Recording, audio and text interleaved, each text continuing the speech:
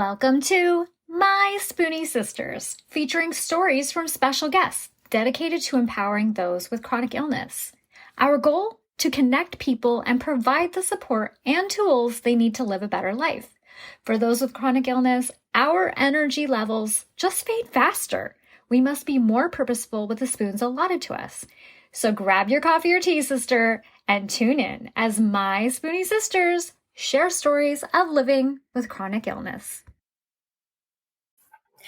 Hi, my Spoonie Sisters. It's your host, Gracefully Jen, and I am thrilled to introduce to you a new Spoonie sister. This is Suzanne Casamento. Hi, Suzanne. How are you today? I'm doing great. Thanks so much for having me. How are you? I am doing well, and I'm just so excited to sit down and hear all about you and your journey and what you do. And yeah, I'm here for it. Awesome. Me too.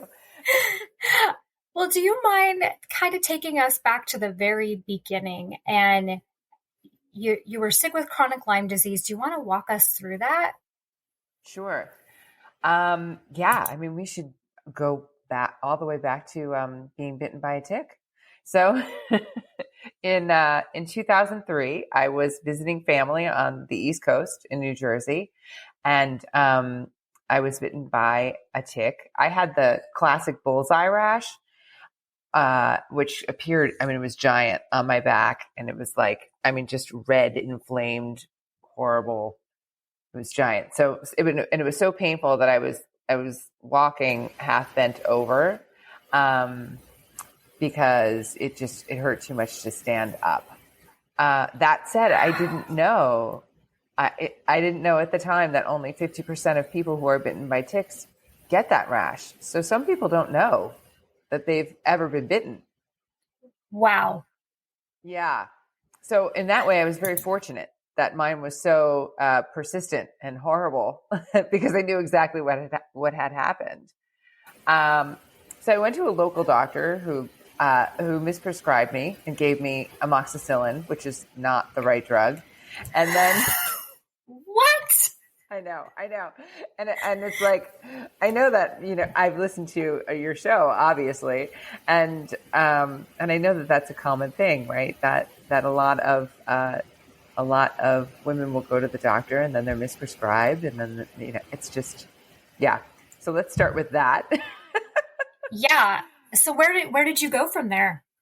So I actually went to the emergency room a few days later, because I was in such pain and it wasn't getting any better after 3 days or so of the amoxicillin. And so I knew something was wrong. And I went to the emergency room, and the doctor there told me that I was being dramatic and I should just go home.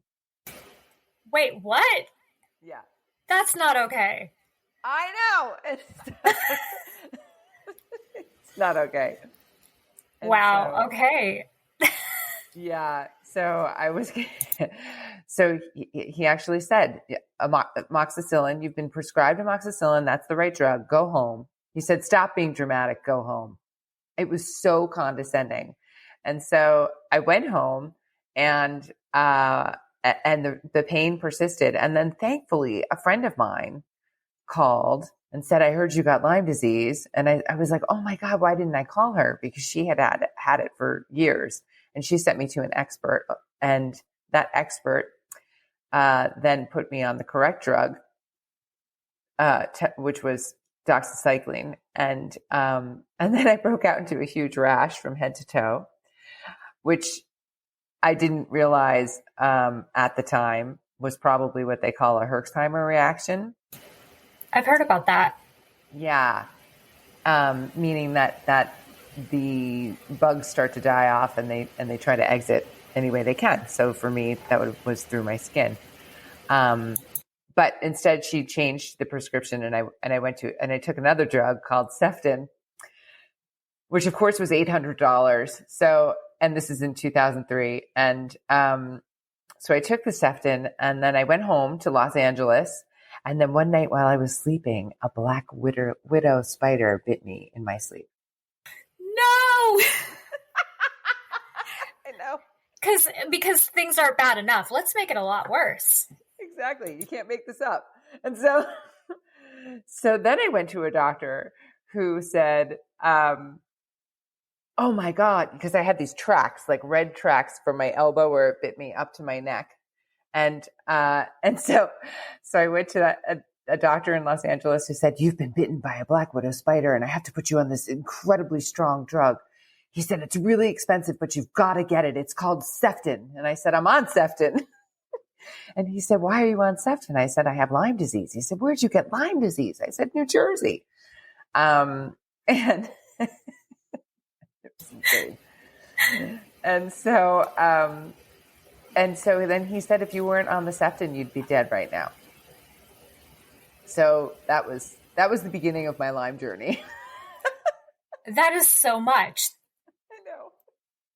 Well, at least you finally found a doctor to take you seriously. Yes. He did take me seriously. Yes. And then he put me on another antibiotic for the spider bite. And then I continued with the tick, with the Sefton for the Lyme. And then he said, come back in 3 months and get a titer test, which was the most advanced test at the time, or I guess the most well-known test at the time. And I took the titer and he said, it's negative. You're good to go. Forget you ever had Lyme. So I did. And that was in 2003. Okay. So my question is, did you have symptoms after that? Did it really go away? No, it did not go away. So in 2012, I actually, for the next, 9 years ago, just functioned normally. I did not have symptoms for the next 9 years or so. I mean, of course, I had the things that many of us experience and think are normal, like chronic yeast infections and feeling fatigue and things like that. But I thought it was normal. And so, or that was my normal, I should say, for the next 9 years or so. But then in 2012, I moved into a place that unbeknownst to me had mold in it. And that re-triggered Lyme disease. And it showed up for me, which of course I didn't know at the time. I didn't know there was Lyme I didn't know there was mold in the place. And, couldn't smell it, couldn't see it, just had no idea. And for me, Lyme attacked my excretory systems. So it always attacks your weakest systems. And so Lyme isn't what people think Lyme is. People think it's swelling at the joints and joint pain and symptoms like that. And it can be those symptoms for some people, but it will attack your weakest systems. And so for me, that meant my excretory system. So I had chronic urinary tract infections and kidney infections, bladder infections. I had chronic vaginal infections. And then I started to have chronic lung infections. And I had no idea what was happening. And so I went to doctor after doctor who just kept saying things like, well, your tests seem fine and you look pretty good. And are you sure this isn't in your head? So I know, look at you. We know how we feel. You can look one way and feel a whole nother way. That's not okay to say. Absolutely.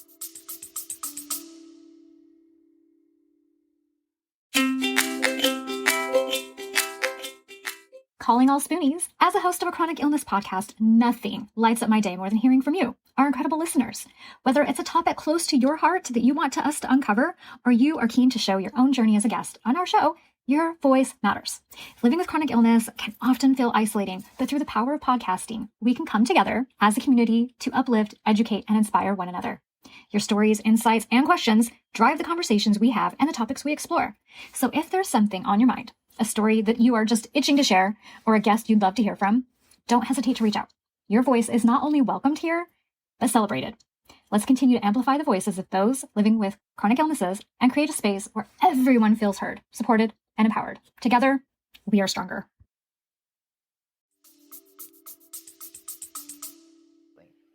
okay to say.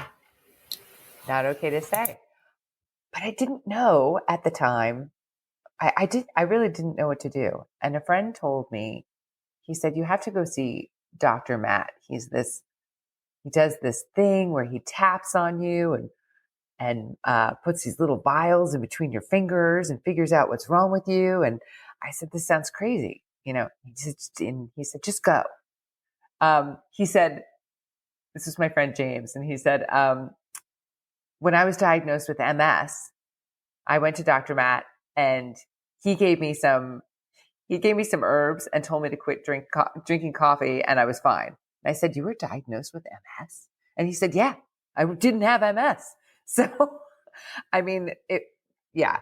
So I went to go see Dr. Matt, and he did just what I just described, put these little vials in between my hands and pulled fingers apart and things like that. And he started to give me Chinese herbs for my symptoms, and they did help. And then I went to one of his partners who eventually ended up tapping on my face. And she was tapping on my face and she said, you're living in a place that has mold in it and you have to move immediately. To which I laughed because at the time I was completely broke and my best friend was dying of breast cancer and I was trying to keep her alive and her baby's alive. And I was just in fight or flight. And of course I was not able to move in the middle of that. And also I thought, how do you know this from tapping on my face? Yeah, I think that would be what a lot of us would question. You're tapping on my face. How does that scream mold? Please explain. Please explain. I want to know. Exactly.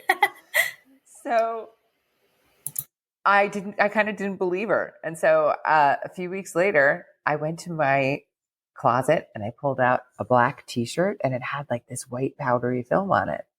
And I was like, what the heck is that? And then I thought, and I was going to work and I had to leave and I didn't have time to mess with it. And so I pulled out another t-shirt and it had the white powdery film on it. And I was like, oh my God, what is this? Could it be mold? And so I went outside, I put it in the sunlight, and then the white powdery film disappeared because mold, sun will kill mold spores. And I was like, oh my God, that woman was right. I've got to move. What am I going to do? So that was the first moment of, there's other stuff out there. And, yeah. Yeah. Well, and I'm still trying to figure out why she didn't explain herself a little better and say, this is how I know. Yeah. I mean, so she that was her version of muscle testing. And so she was doing muscle testing with the herbs where she would, if I could keep my fingers together, it would mean that herb was a good match for me. My body wanted it. If she could pull them apart, it meant that's not a good herb for me.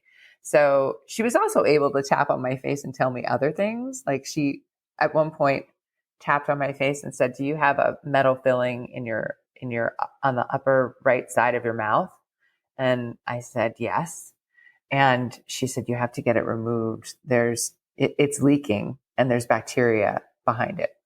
And I was like, oh my God, what, how do I get a metal filling removed? I go to a dentist and say, you need to take this out.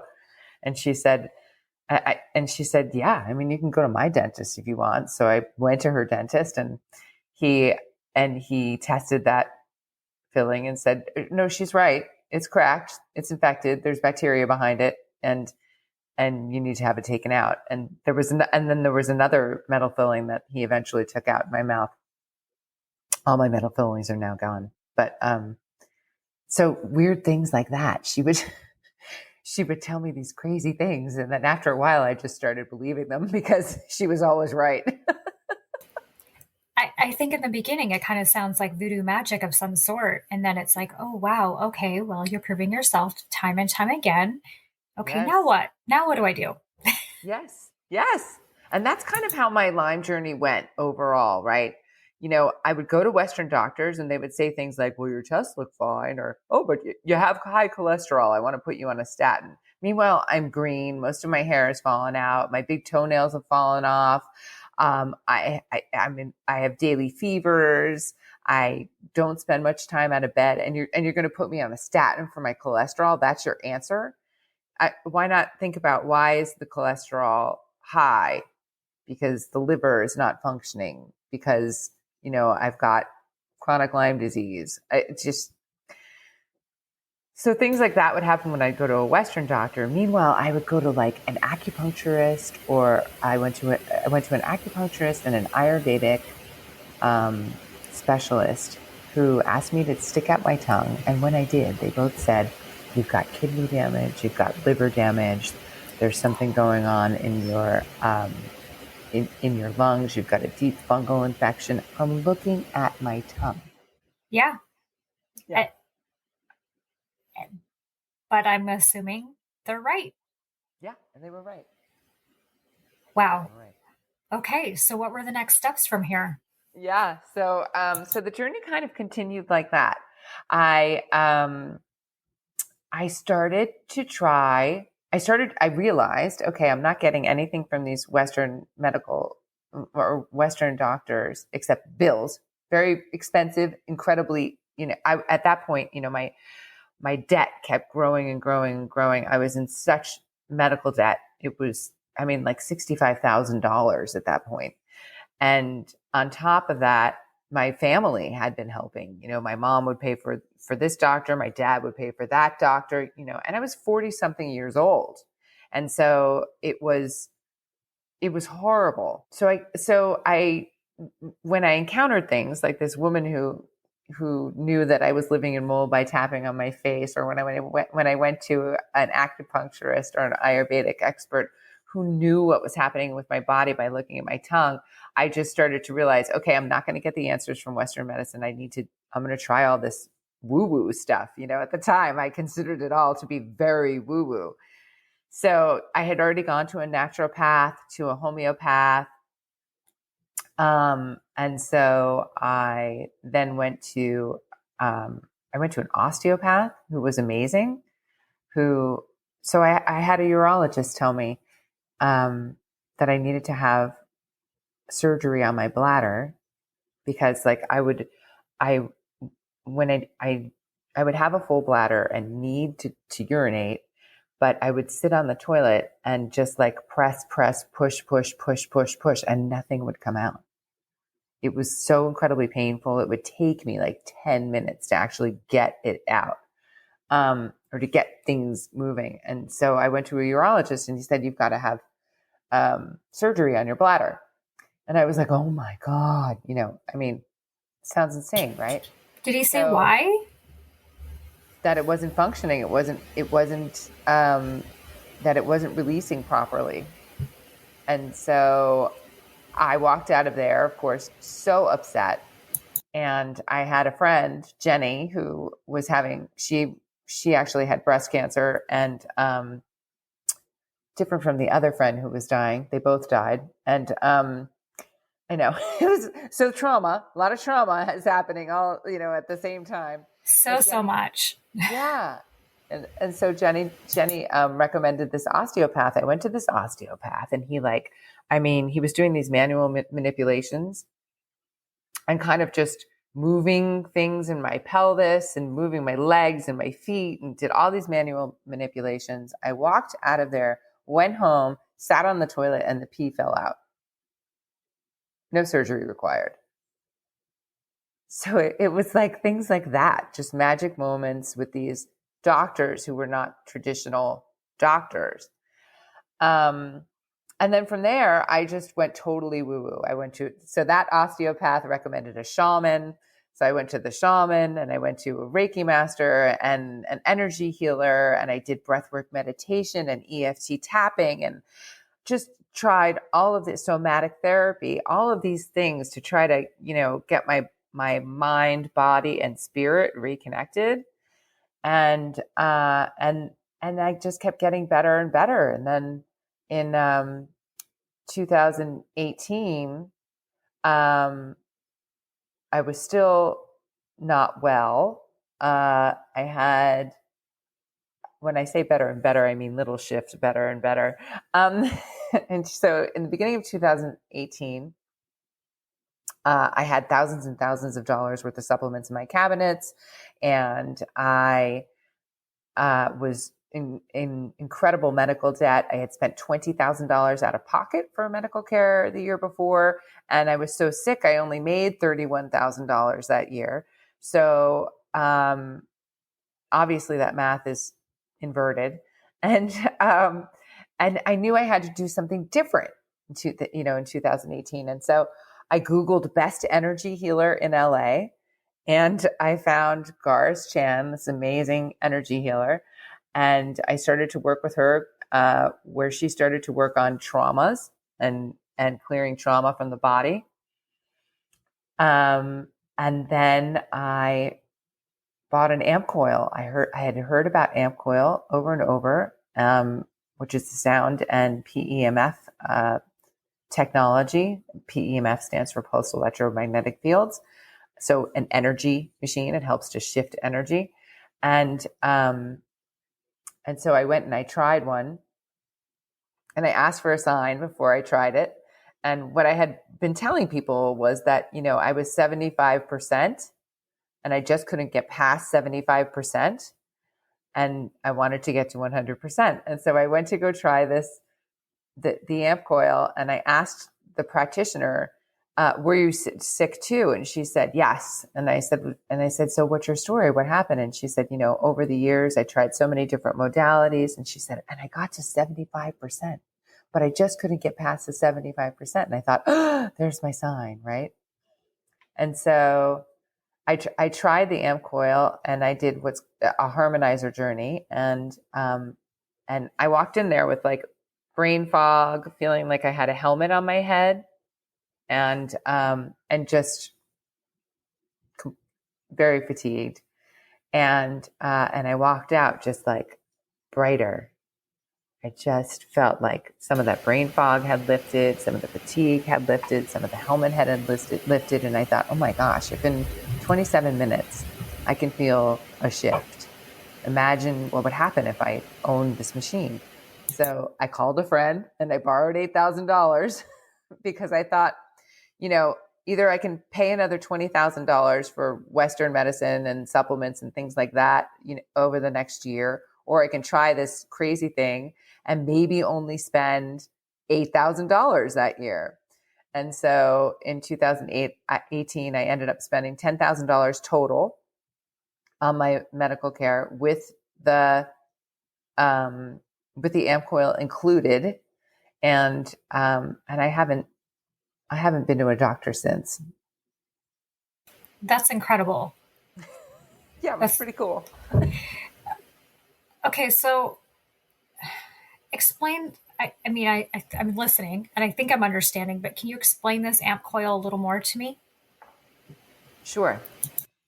So it uses sound and electromagnetic fields. So magnets, it uses sound and magnets to excite our cells, help them breathe, and dump their garbage. So it eventually, over time, when you use it consistently, clears energetic pathways so the body can heal itself. Because we have to remember that the body it's a self-cleaning oven. It knows how to heal itself, but there is just so much crap in its way, right? When you think about all the toxins, you think about the pesticides, the metals, the molds, the bacteria, the parasites, the Wi-Fi, all the things that are pulling our cells out of tune and preventing them from operating at their optimum frequencies the way they should. It kind of, when you think of it that way, it's like, oh yeah, that makes sense, right? So this machine tells your cells, like, here's where you should be, here's where you should be functioning, here's how you should feel. And it shifts the energy and really helps with all of those symptoms. It's very targeted too. So like, there are general journeys, they call them journeys, which is kind of like a song, although you don't really hear the music, that there are general journeys like the harmonizer, which works with horizontal and vertical alignment and grounding and chakras and a little emotions and some spinal and some nutrition and a little brain and nervous system. It's like a wonderful um, general groovy journey. Then there's a relaxol, which helps to calm the nervous system and ease racing thoughts. And then there's deep sleep and headache help and hormone harmony, which is amazing and works with all the hormones, upper hormones like melatonin, serotonin, the pineal gland, the pituitary. It also works with metabolism and your thyroid and thymus and immune cell production, and then adrenals and reproductive organs. There's positivity that helps with depression and neurotransmitters and things like that. And then it gets a little deeper where you can go in and you can detox the liver or detox the brain or detox airways. Like this morning, I woke up with a sore throat, so I ran airway because generally when I have a sore throat, it will knock out whatever's going on. And there are digestive journeys, and then there's an emotions detox, and then there's an A to Z library. So if you know that you're diagnosed with something, so if you know that you have Epstein-Barr virus or chronic fatigue or parasites or a bacterial infection like staph, you could go in and select those items and then run journeys for those things. So it goes from like very high level stuff like harmonizer to staph. Okay. Yeah. So how often do you use it? So I use it all the time. I mean, I consider myself to be 100% healthy. But like I just mentioned, I woke up with a sore throat, so I'm running airway today. Over the weekend, I actually did an amp coil party. I'm a practitioner now. And so over the weekend, I actually did an amp coil party which one of my friends organized. And 10 people came, and depending on what those people needed, I ran different journeys for them. So one woman really wanted to run hormone harmony, which is something that I run every 2 weeks on myself. And I'm 52. I've been in menopause for 2 years, and I have not had one hot flash or one menopausal symptom, which is amazing. And another man wanted an emotions detox because he's always just like so worried about everything. And he also mentioned childhood trauma. So we ran an emotions detox on him. And then a few hours later, I asked, "How are you doing?" And he said, "Like, I don't give a," and I said, "Really?" And he said, "Yeah, I'm just not worried about anything anymore. It's amazing." And I was like, "Okay, great." So it can be used for so many different things that I still use it all the time. I kind of feel like the one that you did for him, everybody needs that. Yes, I know. Well, so on January 1st, I actually offered a remote group session for an emotions detox, and 29 people joined, like around the world, which was really cool. And yeah, there were someone in the Netherlands, someone in Scotland, someone in Australia. So that was really fun. And it was so strong. And I think it was so strong because so many people were on it. Like I felt, I went to get up after the session and I was like, whoa. That is amazing. Yeah, it's really cool. It's super fun. So you've walked us through your journey of how you were, oh gosh, so many years ago to where you are now. Now you're a practitioner. And I think you also mentioned to me earlier that you're an author. What is your book and what is it about? So I've written I've published 2 books previously, which are young adult novels. One is called Fingerprints and the other one is called Choosing Tally. And the book that I am working on now is I wrote a memoir called Pre-Existing Conditions, which is about my 7-year journey healing chronic Lyme disease in a country with for-profit healthcare. So it contains a lot of what we just talked about, obviously. But it also, I would say the major theme is about pre-existing conditions, and which for me, pre-existing conditions meant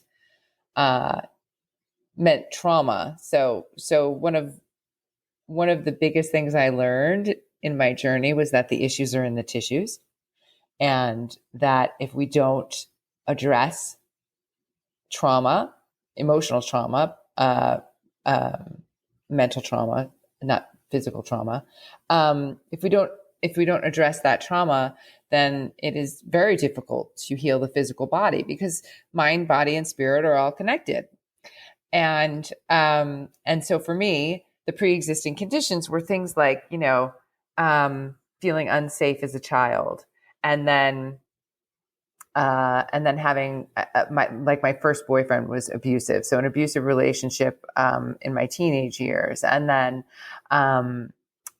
losing my job and my home in the 2008 financial crash, then my best friend Stacy dying, and my beloved granny dying. And then, so trauma after trauma after trauma, when not addressed, become the pre-existing conditions that create the perfect bioterrain for dis-ease.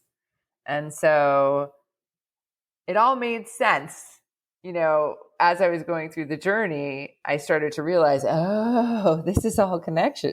This is all connected, and I've got to address these things. And so I did. I worked really hard to address those traumas, and I'm still addressing them. I mean, trauma's happening every single day, and especially on a world level. I mean, we are constantly being battered with trauma after trauma after trauma, and we're just sort of going, oh, okay, well, what are we going to have for dinner? When it's like, yeah, I think we spend half of our time in survival mode of going from one trauma to the next, and yes. and getting through it. And once we're through it, do we go back and address it? No, because we're preparing for the next one. Yes. And so, yes. And something else that I learned was that, the body cannot heal when it is in a state of fight or flight. And so for me, it was learning, well, how am I going to calm the nervous system? How am I going to get into that state where the amygdala is functioning, and I'm in rest and digest, and the body is calm enough to actually address itself and heal. And so, I mean, for me, that meant breathwork meditation. That was incredibly, incredibly powerful for me. It definitely helps to aerate the cells, help them breathe, but also bring your body into a relaxed state. Also the EFT tapping, also obviously the amp coil, and energy healing and things like that. But we have to continue to do that on a daily basis. And those things need to be practiced consistently, because like you said, we're always waiting for the next thing. Our bodies are always prepared for, oh, what's coming next? Yeah. and it's not easy. Our bodies don't want to be in that fight or flight mode all the time. No. So what kind of tips and encouragement would you give to people that have been going through the same kind of things that you've gone through? Yeah, I mean, I would say keep that in mind, that the issues are in the tissues, and that the body holds trauma, the body holds emotions. Stuck emotions will prevent us from healing. So if you're not getting relief, if you're not finding, if you're not getting relief from whatever methods you're using, it could be because there is something emotional or some kind of trauma blocking the situation. I actually have clients who will come to me with shoulder pain. And they'll say, I have this pain in my shoulder. So we'll run a pain release and see if that helps. And if the pain release doesn't help, well, then maybe we'll run something for muscles, fascia, and ligaments, and then see if that helps. And if that doesn't help, then, I suggest an emotions detox. let's do an emotions detox. Let's see what is in your shoulder, what's stuck there, and if we can clear it. And we run the emotions detox, and 9 times out of 10, that pain goes away. So it's just a really good example of how emotions and trauma can prevent us from healing. I'm so fascinated. Me too. It's been fascinating. I've learned a lot. I'm fascinated. I'm intrigued. I feel like I could listen to you for hours, and I'm trying to make sure I ask all the appropriate questions because I don't want to leave anything out. All right. Okay, so are you able to help people that are not local to you? Like you did this online event that you were talking about earlier. How does that work? Yes. So I do remote sessions. And so it works anyway, the same way that you might have a remote session with an energy healer. It's the same thing. I mean, energy is energy, right? And if I'm sending it to you, you are going to get it. And so as long as you are open to it. And so it's as simple as saying before the session, saying, cells, receive the frequencies Suzanne is sending me. And that's it. Get in a comfy spot, drink some water. The frequencies love water. Water loves frequencies. And receive the frequencies. So it works anywhere at any time. It's amazing. Wow. We'll do one for you later. My mind is going like a million miles a minute going, I think you need your own podcast. I mean, the ideas are there. Who or what brings you sunshine on your days of difficulty? Although it sounds like you're not having that much anymore compared to what you were having before, but who or what brings you that sunshine? Yeah, going outside, just being outside. So right now I'm actually visiting my dad, and he lives on his property. There are some redwood trees and some really old oaks. I think one of them is almost 200 years old. And just putting my hands on those trees or hugging those trees. I know I sound crazy with the tree hugging, but oh my gosh, you can feel the energy just walking on this kind of ground and seeing, and also the mountains. So my mom lives in the mountains, and when I go visit her, it's like, they're like energy vortexes. It's just incredible. And then I live near the beach in LA. So, going for a walk on the beach just, for me, soothes everything. That sounds like the best of all worlds. You get the mountains, you get the trees, you get the beach. You're getting a little bit of everything, all the good things. I'm trying. Are there any resources that you would recommend to listeners? Yeah. Obviously the amp coil. But for me, the most helpful things were energy healing.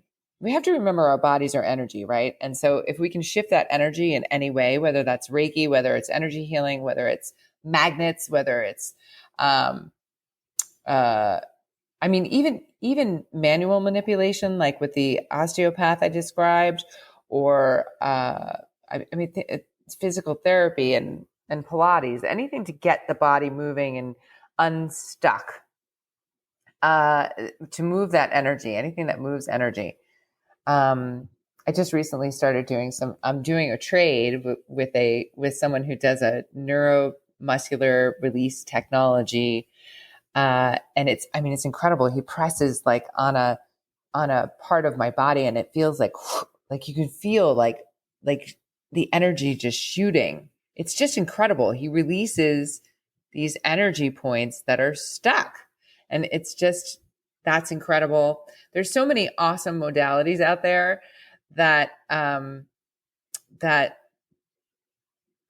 just so fun to try. So that's what I would recommend. If you hear about something and it comes across your radar, try it, because why not? It'll be fun and interesting at the very least, and could have a profound effect on you. And just because something sounds woohoo doesn't mean it's not worth trying. Absolutely. If we're willing to try doxycycline or amitriptyline or any of those things or specialists, then why not be open to other things as well? Because we don't know what our body needs and what's going to help. Absolutely. Absolutely. And on that note, I mean, it took me a while, but now that I've kind of stepped back and look at, and this is not to say that drugs don't work or pharmaceuticals don't work or that they're not important in some situations. That is not what I'm saying. And I'm obviously not a doctor and I'm not giving medical advice, but I will say when I started to keep in mind that pharmaceuticals, the doxycycline, the amitriptyline, everything you just mentioned, that's a business, right? So when we keep in mind that that's a business, and we keep in mind that we've been conditioned to believe that we go to the doctor, we get a pill, and then we feel better for a reason, because it's a business.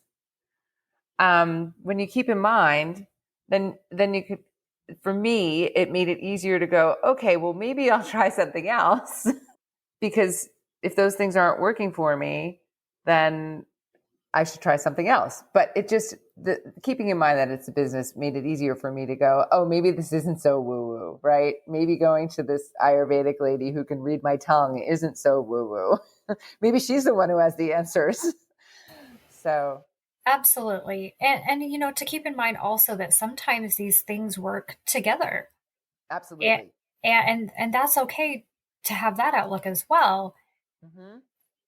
There's not necessarily a wrong or right answer because all of us are so different and what our needs are so different. Absolutely. Every body is different. And I will tell you that in my journey, my Lyme journey, so I had Epstein-Barr virus was one of my co-infections. And that's what was giving me the daily fevers. And, and just feeling like I had a bowling ball head and couldn't get out of bed. And I mean, it was horrible. And I did find a really good Western Lyme specialist who was up here near San Francisco. And she prescribed me Valtrex, an antiviral for the Epstein-Barr. And that was a game changer. Like, I am so grateful that she did that because that stopped within a few days. My daily fevers stopped. And then I was able to okay, now I can sit at a computer and do a little work. And I started to function a little bit better. So there are times when those drugs are lifesavers. So yes, every body is different. Yes. And I think that's a great example right there. Because there are times where we might be prescribed something. And I think everyone's gone through that at least once, if not many times, where that thing is not what our body actually needs. Yep. It just is what it is. And we have to try to open our minds up a little bit better. Yeah. Yeah. Well, wow. I feel like we've covered so much. I mean, we're 42 minutes in and I feel like we could talk for hours, but what is the best way for people to reach out to you if they want to try what you have to offer or ask you questions? They can go to SuzanneCasamento.com. There's a booking page there. So if you want to book a remote session or an in-person session in Los Angeles, you can come there. And also, I am on Instagram at Suzanne.Casamento, and I talk all about amp coil there. And I'm also on TikTok. So just look around and I'm there. Woohoo! Okay, I'm here for it. I'm going to go find your TikTok. I'm not on there all the time. I have one myself. It's great. I'm not great at it. It's not my thing. I'm trying. We have to follow each other. Okay. Yeah, I'm going to go find and follow you. All right. Well, thank you so much for joining. Thank you. This was so much fun. Yeah, absolutely. I'm sure that we're going to have you back and talk about more amazing things. Yes. All right, my Spoonie sisters. Until next time, don't forget your spoon.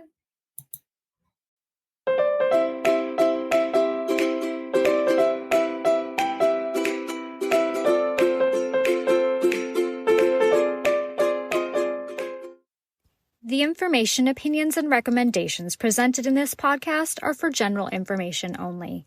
Consult your own physician for any medical issues that you may be having. The information should not be taken as a replacement for medical, clinical, professional advice, diagnoses, or medical intervention. My Spoonie sisters and guests will not be held liable for any of the consequences of such action or inaction. Trigger warning. Some episodes may cover sensitive topics including, but not limited to, suicide, abuse, mental illness, and chronic disease. You are advised to refrain from listening if you are likely to be offended or adversely impacted by any of these topics. None of the guests or hosts will be responsible for your use of the information contained therein. Life is not merely to be alive, but to be well. Living a life with a chronic illness is best described with one word: unpredictable. Be Well's products are designed to make the unpredictable easier to deal with. Back when I was getting my infusions, I would have loved to have their adult zip hoodie. They even have one in pink. They also have everything from one-day pill holders to urgency buckets.